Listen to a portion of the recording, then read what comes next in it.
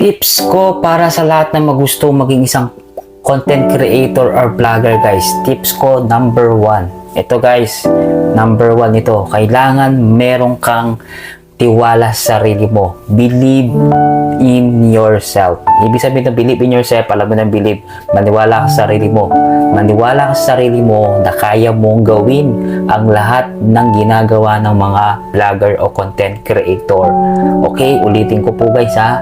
Believe in yourself. Okay? Number 2, tips.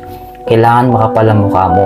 Ibig sabihin na makapal ang mukha mo, kailangan kumanda ka sa mga pagsubok, sa mga gagawin mong content. For example, kung gusto mong sumayaw sa public, gagawin mo yan. At least wala ka namang ginagawang masama din, sumasayaw ka lang. Pero kailangan po ha, take note, humanap kayo ng place na pwede nyo pagsayawin. Hindi lang basta-basta sasayaw, baka malay mo may bawal pala doon sa mismong area na yun. Okay?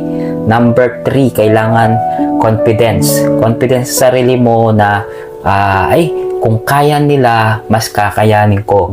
Yun, mas kakayanin nila, mas kakayanin ko maging isang content creator. Mas hihigipitan, anong tawag to? Hihigitan ko pa yung tao na yun. At kailangan number 4, inspirasyon. Kailangan meron kang inspirasyon sa mismong ginagawa mong content. Inspirasyon mo kung ano yung inspirasyon mo yung pamilya mo, inspirasyon mo yung pamilya mo, inspirasyon mo yung jowa mo, inspirasyon mo yung kahit anong klaseng inspirasyon at na makakatulong sa iyo at sa pamilya mo. Yun lamang po guys, binigay ko lang yung tip ko at nanggaling po sa akin yan guys. Okay? Maraming salamat po sa inyo lahat and always support me guys. Edward Laksina po, Kapogi ng Tarlac City. Thank you and God bless.